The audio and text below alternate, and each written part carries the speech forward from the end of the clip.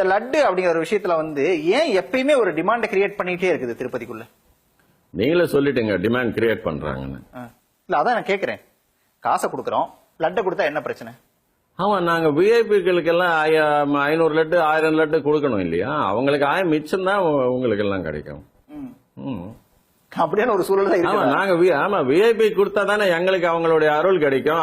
அவங்களால பதவி உயர்வு கிடைக்கும், இல்ல எக்ஸ்டென்ஷன் கிடைக்கும், அவர்களால பரிசுகள் கிடைக்கும். உங்களுக்கு வேண்டியது வந்து விஐபிகளோட அருளா இல்ல பெருமாளோட அருளா? விஐபிகளோட அருள் தான். டிடிடில வேலை செய்யற எல்லா ஊழியர்களுக்கும், அர்ச்சகர்களை தவிர எல்லா ஊழியர்களுக்கும் வேண்டியது விஐபிகளுடைய அருள், அரசனுடைய அருள், அரசியல்வாதிகளுடைய அருள், பணக்காரங்களுடைய அருள், சினிமாக்காரங்களுடன் போட்டோ. பக்தர்கள் வரிசையில வந்துட்டு தான் இருக்காங்க. ஒரு 10 செகண்ட் கூட நின்று சாமியை பார்க்க விடாம தள்ளு தள்ளு தள்ளு எல்லாரும் தள்ளிட்டே இருக்கீங்களே.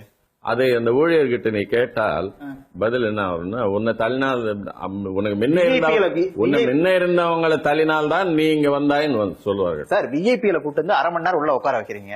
ஏன் பக்தரை வந்து ஒரு 30 செகண்ட் நிக்க வச்சா என்ன பிரச்சனை? எங்களுக்கு என்ன லாபம்? பக்தர்களை நிக்க வச்சா எங்களுக்கு என்ன லாபம்?